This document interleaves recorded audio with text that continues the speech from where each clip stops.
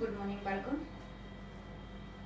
આજે આપણે standard 10 chapter number 15 આપણું પર્યાવરણ, જે બોર્ડમાં 3 માર્ક્સમાં પૂછાવાનું છે. એકદમ શોર્ટ છે, બહુ અઘરું નથી, સહેલું છે અને બહુ મુદ્દા બી નથી. સરસ છે. તમારું આ ચેપ્ટર છે 15 નંબરનો, એ આપણું પર્યાવરણ 3 માર્ક્સનું છે. એટલે 2 માર્ક્સનો ક્વેશ્ચન હશે અને 1 માર્ક્સનો MCQ પૂછાશે. આ પાઠ એકદમ ઇઝી છે અને સાવ શોર્ટ છે, એટલે તમને સમજવામાં બધી રીતે મજા આવશે. હવે પહેલું જ કે તમે બધા જ પર્યાવરણથી પરિચિત છો, કે પર્યાવરણ એટલે સામાન્ય પાઠ છે.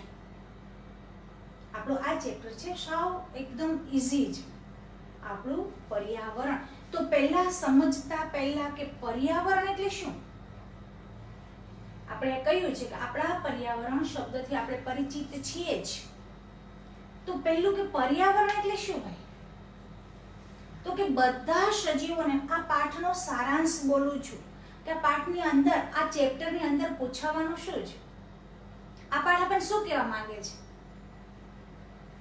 આ ચેપ્ટરની અંદર આપણને શું લેવાનું છે, કયો 2 માર્ક્સનો મેઇન ક્વેશ્ચન છે, 1 માર્ક્સના MCQ હશે. હું તમને વારંવાર કહેતી જઈશ કે આ MCQ નો ક્વેશ્ચન છે, આ 2 માર્ક્સનો ક્વેશ્ચન છે. ઓન્લી ફોર 3 માર્ક્સનું ચેપ્ટર નંબર 15 3 માર્ક્સનું પૂછાવાનું છે.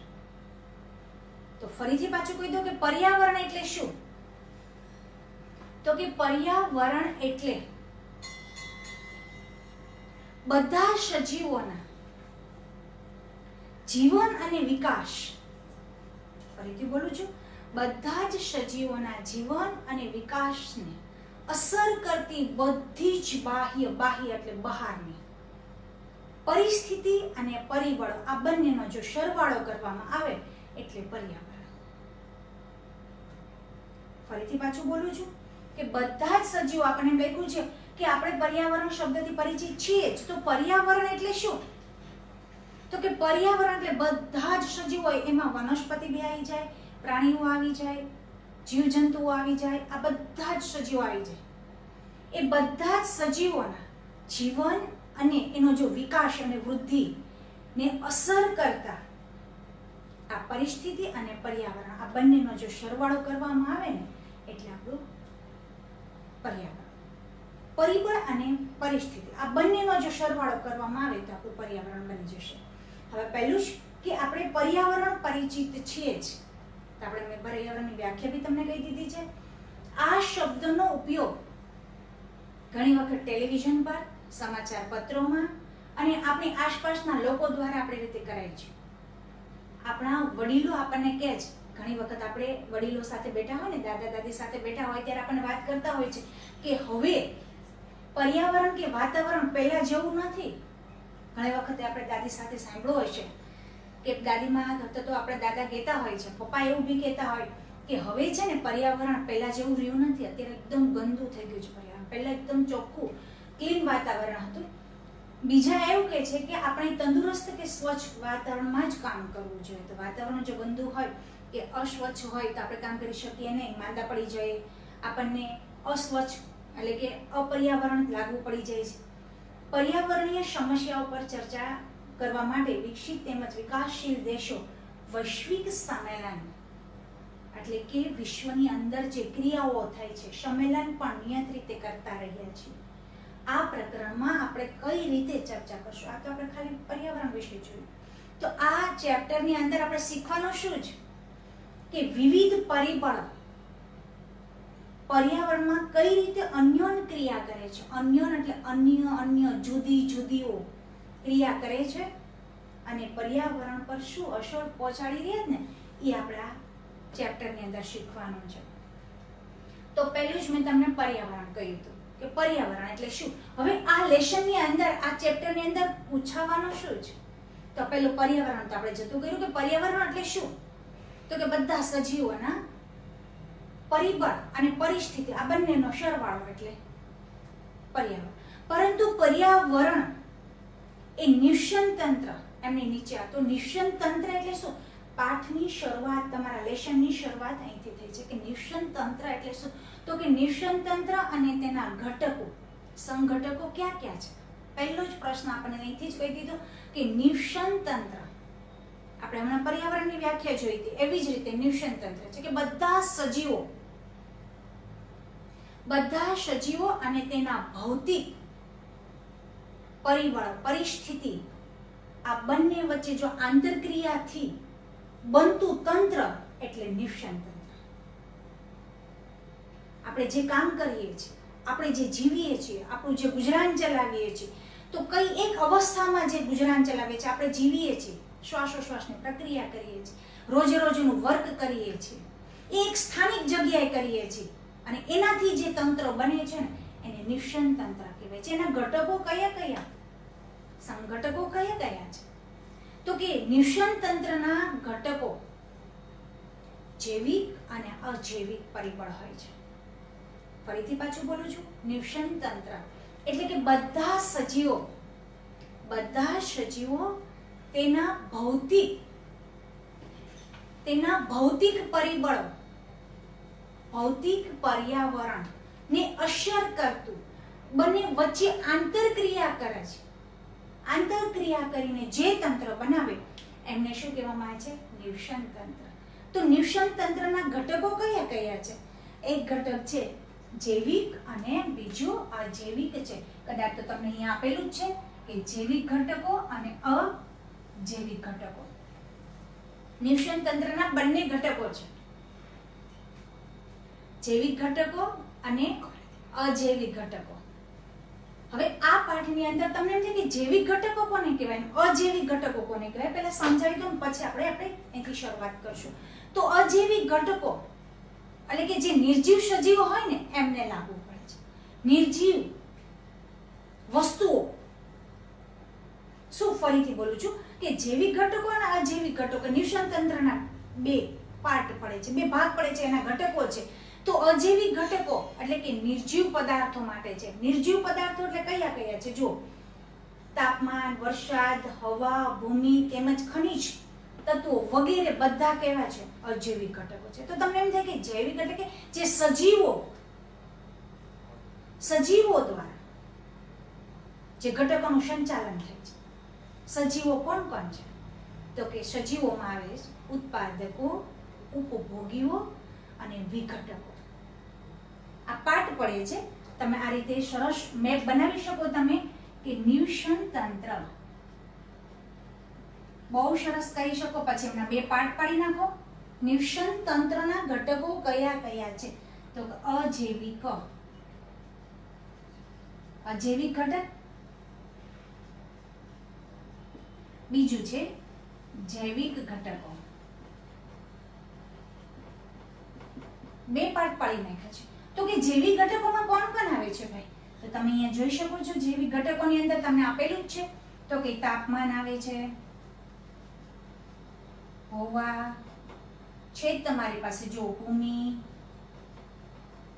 વરસાદ, આમાં આપે છે વરસાદ, ભૂમિ, ખનિજ તત્વો વગેરે વગેરે. આ બધા અજૈવિક ઘટકો છે કે જેમાં જીવ નથી. આ બધા અજૈવિક ઘટકો છે. તો જૈવિક ઘટકો કયા કયા છે? તો એમની અંદર પણ આપણે 3 પાર્ટ પાડશું જૈવિક ઘટકોની અંદર. તો કે પહેલું છે ઉત્પાદકો. જો ઉત્પાદકો બરાબર છે, આ ઉત્પાદકો. બીજું છે ઉપભોગી અને ત્રીજું આવશે વિઘટકો. આ લેશનની અંદર, આ ચેપ્ટરની અંદર શીખવાનું શું છે હું મેપ બનાવીને તમને સમજાવી દઉં. આ પછી એક એક પોઈન્ટ ઉપર શીખશું. પહેલું નિવસન તંત્ર આપણે જોઈશું, પછી જૈવિક ઘટકો જોઈશું, અજૈવિક ઘટકો જોઈશું, એમના પછી એમની અંદર આવેલું તાપમાન, હવા, એમના વિશે જોઈશું. જૈવિક ઘટકો તો એમની અંદર જોઈશું ઉત્પાદકો એટલે શું, ઉપભોગી એટલે શું અને વિઘટકો એટલે શું. તો તમને એમ થશે કે ઉત્પાદકો એટલે શું? તો કે જે વનસ્પતિ, લીલી વનસ્પતિ હોય, આ લીલી વનસ્પતિ છે એ ઉત્પાદક. ઉપભોગી એટલે કે ઉપભોગી છે જે લીલી વનસ્પતિ ઉપર આધાર રાખતી હોય.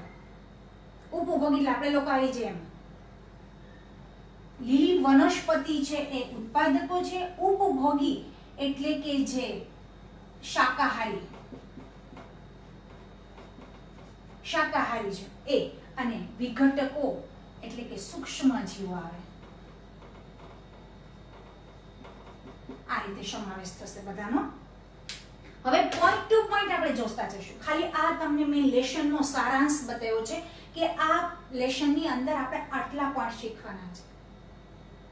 કે જે નિષન તંત્ર, પહેલા તો નિષન તંત્ર એક મોટું તંત્ર, એમના પાર્ટ પડશે. તો પહેલું અજૈવિક ઘટકો અને બીજું જૈવિક ઘટકો. અજૈવિક ઘટકો એટલે કે જેની અંદર નિર્જીવ છે, તો કે તાપમાન નિર્જીવ છે, હવા, પાણી, વરસાદ, ભેજ, ખનિજ તત્વો, આ બધા જ જૈવિક ઘટકોમાં આવશે. રેડી? એમના પછી જૈવિક ઘટકો. જૈવિક ઘટકોની અંદર ઉત્પાદકો એટલે કે વનસ્પતિ, લીલી વનસ્પતિ એ ઉત્પાદકો પ્રથમ ચરણ છે. પછી ઉપભોગી કે જે લીલી વનસ્પતિ ઉપર આધાર રાખતા હોય, તો કે શાકાહારી પ્રાણીઓ, સજીવો. એ વિઘટકો એટલે કે સૂક્ષ્મ જીવો જે મૃત અવસ્થામાં હોય, ઈષ્ટ છે, ફૂગ છે, સૂક્ષ્મ જીવો એ વિઘટકો તરીકે ઉપયોગી છે. હવે એક એક પોઈન્ટ ઉપર આપણે જોતા જશું. તો પહેલું નિષન તંત્ર શું છે આ લેશનની અંદર મેં તમને કહી દીધું. એમના પછીનો જે લેશનની અંદર પોઈન્ટ આવશે એ ઓઝોન સ્તર છે. તો ઓઝોન સ્તર એટલે કે આપણે થર્ડ પોઈન્ટ ઓઝોન, O3, આ લેશનની અંદર લાસ્ટ પોઈન્ટ ઓઝોન સ્તર આવશે.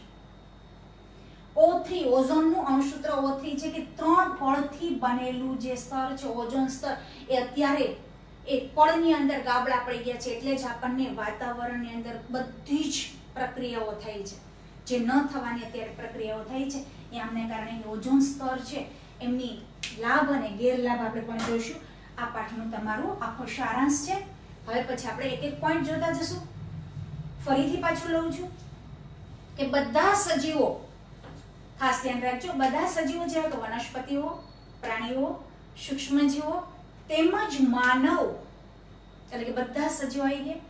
ભૌતિક પરોબળો વચ્ચે જે આંતરક્રિયા થાય છે એને નિષન તંત્ર કહેવામાં આવે છે.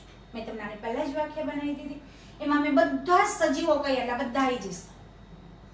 બધા સજીવો અને ભૌતિક પરિબળો વચ્ચે જે આંતરક્રિયાથી બનતું તંત્ર એટલે કે નિષન તંત્ર, અને પ્રકૃતિમાં સંતુલન જાળવી રાખે છે.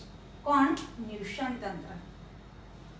અને કોઈ એક વિસ્તારના બધા સજીવો અને વાતાવરણના જૈવિક, અજૈવિક ઘટકો કે કારકો ભેગા મળીને સંયુક્ત રીતે નિષન તંત્ર રચતા હોય છે. એટલે કે કોઈ એક નિષન તંત્રના જૈવિક ઘટકો અને અજૈવિક ઘટકો હોય છે. ભૌતિક પરિબળો જેવા કે તાપમાન, વરસાદ, હવા, પાણી, ભૂમિ અને ખનિજ તત્વો વગેરે અજૈવિક ઘટકો છે. મેં હમણાં જ તમને મેપ ઉપર સમજાવી દીધું જૈવિક ઘટકો કોને કહેવાય છે અને અજૈવિક ઘટકો કોને કહેવાય છે. ઉદાહરણ તરીકે કે જો તમે બગીચામાં જાઓ ત્યારે તમને વિવિધ વનસ્પતિઓ જેવી કે ઘાસ, વૃક્ષ, ગુલાબ, મોગરો, સૂર્યમુખી વગેરે પુષ્પો વાળા સુશોભનીય છોડ અને દેડકાઓ, કીટકો તેમજ પક્ષીઓ જેવા પ્રાણી તમને જોવા મળશે. હા, આપણે અનુભવ છે કે બગીચામાં જાય ત્યારે આ બધા સજીવો આપણને જોવા મળે છે, હોય જ છે બગીચાની અંદર. તો આ બધા સજીવો પરસ્પર આંતરક્રિયા કરતા હોય છે, એટલે એકબીજા ઉપર આધાર રાખતા હોય છે. બગીચાની અંદર આપણે ઘણી વખત જોઈએ ને ત્યારે આ બધા સજીવો જ છે. ઘાસ સજીવ છે, વૃક્ષ, ગુલાબ બધા સજીવો જ છે. એ શ્વાસોશ્વાસની, કેમ કે પ્રકાશ સંશ્લેષણની ક્રિયા કરે છે. એ હલનચલન નથી કરી શકતા પણ શ્વાસોશ્વાસની ક્રિયા કરે છે, પ્રકાશ સંશ્લેષણ કરે છે. એટલે વનસ્પતિ છે એ સજીવમાં ગણાય છે. પુષ્પો વાળા છોડ, દેડકા, કીટકો, પક્ષીઓ બધા જ એ આપણે આંતરક્રિયા એકબીજાની કરે છે, એકબીજા ઉપર આધાર રાખતા હોય છે. એટલે આંતરક્રિયા કરે છે અને તેઓની વૃદ્ધિ પણ ત્યાં થાય છે, એટલે કે એનો વિકાસ પણ એ બગીચાની અંદર થતો હોય છે. અને પ્રજનનની ક્રિયા એટલે કે જે એક સજીવ પોતાના જેવો જ સજીવ ઉત્પન્ન કરવાની ક્રિયા એ બગીચાની અંદર જ બધું કરતા હોય છે. તેમજ અન્ય ક્રિયા નિષન તંત્રના અજૈવિક ઘટકો દ્વારા પણ અસર પામે છે. અજૈવિક ઘટકો એટલે કે તાપમાન, વરસાદ, હવા, ભેજ, ભૂમિ, આ બધું જ એ પરિબળો છે એ બગીચાની અંદર જ એ અસર કરતા હોય છે. આમ બગીચો એક નિષન તંત્ર છે, એટલે કે એનું રહેઠાણ જ છે, ત્યાં જ એ પોતે પોતાનું ગુજરાન ચલાવતા હોય, પોતાની ક્રિયાઓ કરતા હોય છે, એટલે એ એનું બગીચો એનું નિષન તંત્ર છે. જંગલ, તળાવ, સરોવર નિષન તંત્રના અન્ય પ્રકારો છે. હવે તમે એમ બી કરી શકો કે નિષન તંત્રના પાછા આવી રીતે પણ કરી શકો કે નિષન તંત્ર એમના પાછા બે પાર્ટ પડો, તો કે એક જલજ અને એક સ્થળજ. આમ પણ કરી શકો કે જલજમાં કોણ આવે, તો એમના પાછું આવે કે તળાવ. આ નિષન તંત્રના પ્રકાર છે, તો કે તળાવ આવશે, કૂવો, સરોવર, આ બધા જલજ છે. તો સ્થળજ કોણ આવે, કે સ્થળજ એટલે કે આપણે હમણાં જ બોલ્યું કે બગીચો એ નિષન તંત્રનું સ્થળ જ છે.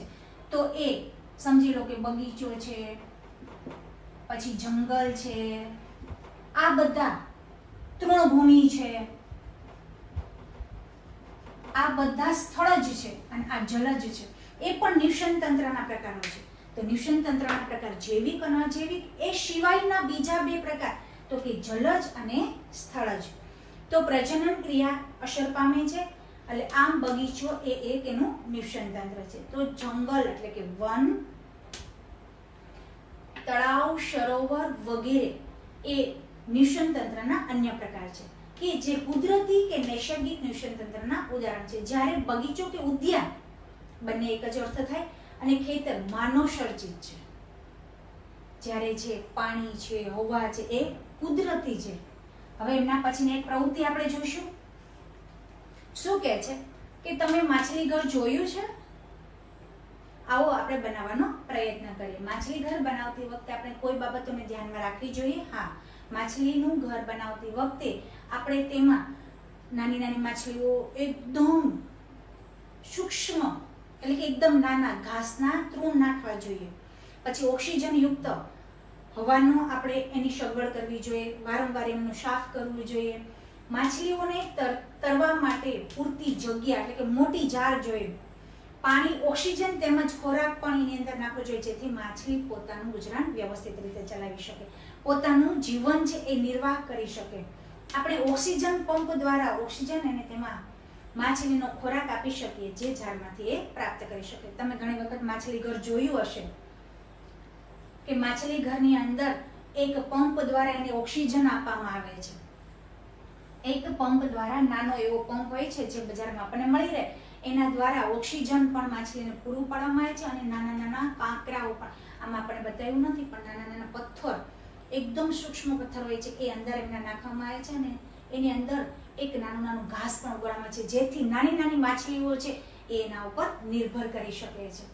જો આપણે તેમાં કેટલીક જલજ, હમણાં જ આપણે કહ્યું હતું જલજ વનસ્પતિ એટલે કે પાણીની અંદર થતી વનસ્પતિઓ ના છોડ અને પ્રાણીઓ ઉછેરીએ તો એક સ્વયં નિર્ધારિત તંત્ર પણ બની જાય છે.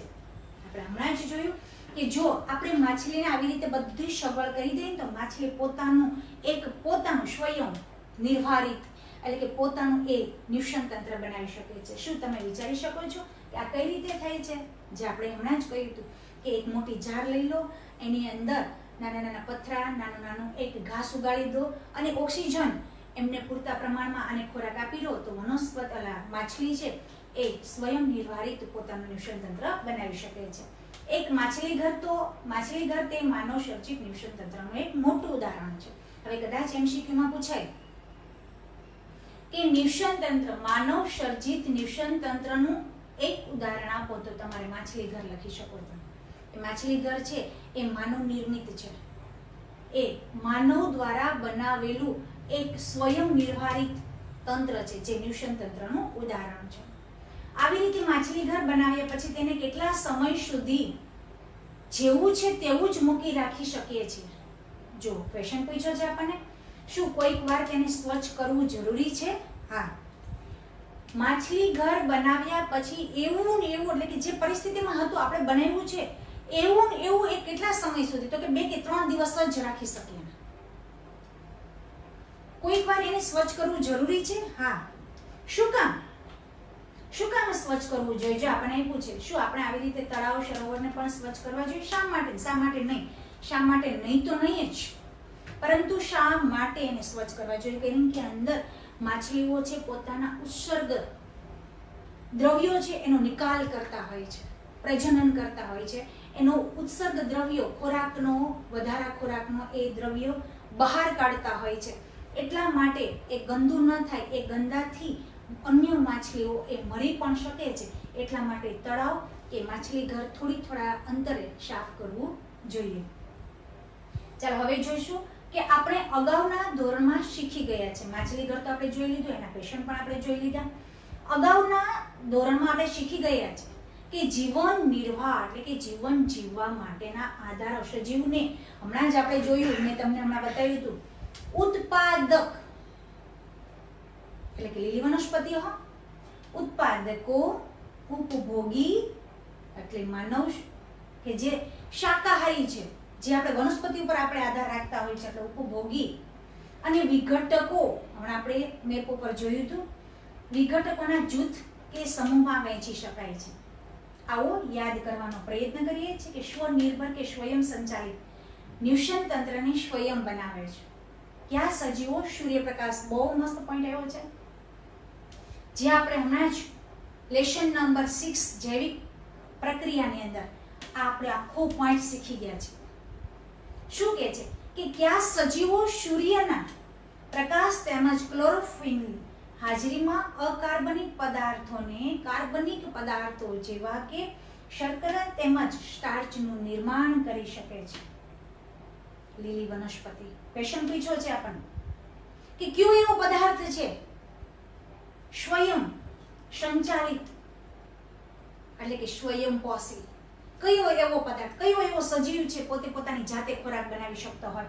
તેનો જવાબ આવશે લીલી વનસ્પતિ. પોતે સૂર્યપ્રકાશની હાજરીમાં ક્લોરોફિલની મદદથી અકાર્બનિક પદાર્થો જેવા કે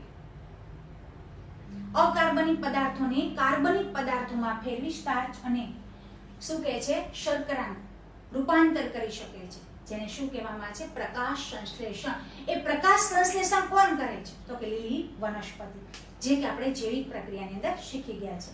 બધી જ લીલી વનસ્પતિઓ તેમજ કેટલાક બેક્ટેરિયા જેમાં પ્રકાશ સંશ્લેષણ કરવાની ક્ષમતા હોય છે, તેઓ આ વર્ગમાં સમાવેશ થાય છે. કયા વર્ગની અંદર કહે છે? સ્વયં નિર્ધારિત. સ્વયં આપણે હમણાં જ કહ્યું હતું કે સ્વયં સંચાલિત. જે માછલી ઘર છે એ માનવ નિર્મિત છે, એવી જ રીતે સજીવ એક એવો છે કે જે પોતે પોતાની જાતે ખોરાક મેળવતો હોય. એવો કયો સજીવ છે? તો તમને લીલી વનસ્પતિનું એક ઉદાહરણ આપ્યું છે, જેને શું કહેવામાં આવે છે? ઉત્પાદકો તરીકે ઓળખવામાં આવે છે, કે જે પોતે પોતાની જાતે ખોરાક મેળવતા હોય, જેને પોતાના જીવન નિર્વાહ માટે બીજા ઉપર આધાર રાખવો નથી પડતો, એવા સજીવોને ઉત્પાદકો તરીકે ઓળખવામાં આવે છે. બેક્ટેરિયા જેમાં પ્રકાશ સંશ્લેષણની ક્ષમતા હોય છે, તેઓ આ વર્ગમાં સમાવેશ થાય છે. તેથી જ તેમને શું કહેવામાં આવે છે? ઉત્પાદકો તરીકે ઓળખવામાં આવે છે, કે જે પોતે પોતાની જાતે સ્વયં સંચાલિત હોય છે, એટલે કે પોતે સ્વયં પોષી હોય છે, પોતાના ઉપર નિર્ધારિત કરતા હોય છે. એવા જે સજીવો છે એને ઉત્પાદકો તરીકે ઓળખવામાં આવે છે. શું બધા જ સજીવો પ્રત્યક્ષ કે પરોક્ષ રીતે ખોરાકના હેતુના ઉત્પાદકો પર આધારિત હોય છે? શું કહે છે કે પ્રત્યક્ષ અને પરોક્ષ રીતે ખોરાકના હેતુથી ઉત્પાદકો ઉપર આધારિત હોય છે? બધા સજીવો એના ઉપર આધાર હોય છે? એમ નહીં, બધા સજીવો નથી હોતા. આ સજીવોને ઉત્પાદકો દ્વારા ઉત્પાદિત થયેલા ખોરાક પર પ્રત્યક્ષ અને પરોક્ષ રીતે નિર્ભર એટલે કે એકબીજા ઉપર આધાર રાખવો પડે છે. આપણે છે તો લીલી વનસ્પતિ ઉપર આપણા ઉપર, પછી બીજા સજીવો ઉપર આધાર રાખતા હોય છે, એટલે એકબીજા ઉપર આંતરક્રિયા કરતા હોય છે. તેઓને ઉપભોગી કહેવામાં આવે છે, જે કે લીલી વનસ્પતિ ઉપર એટલે કે પોતાનો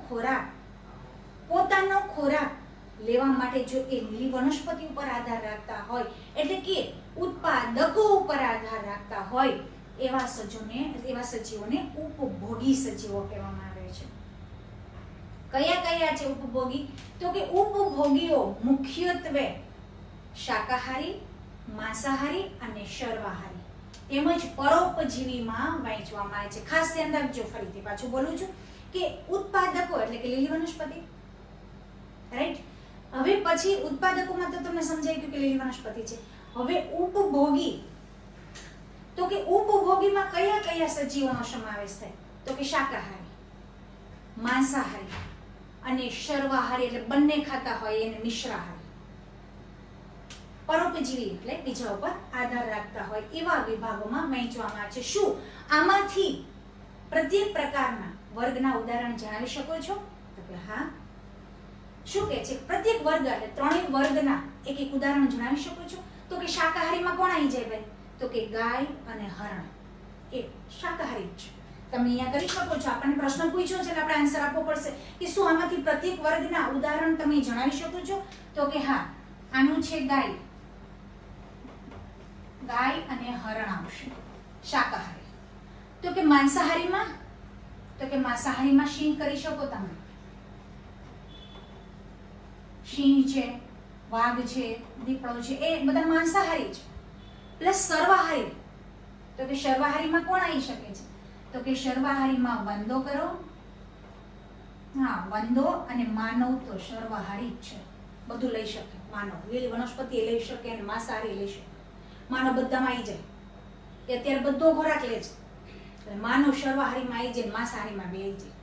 કેમ કે એ સર્વાહારી છે એટલે કે લીલી વનસ્પતિ ઉપર પણ આધાર રાખે છે અને માંસ પણ ખાય છે, એટલે માનવ એમનું ઉદાહરણ છે. હવે શું કહે છે કે એવી પરિસ્થિતિ, એવી સ્થિતિ વિચારો કે જ્યારે માછલીને સાફ કરવાનું છોડી દેવામાં આવે તો કેટલીક માછલીઓ તેમાં છોડ તેમાં મરી જશે, કેમ કે એના ઉત્સર્ગ દ્રવ્યો, ચાલો અહીંયા સમજાણું. હવે શું કહે છે કે અમુક એવું છે કે માછલી ઘર તમે સાફ કરતા હોય તો એ છોડી દો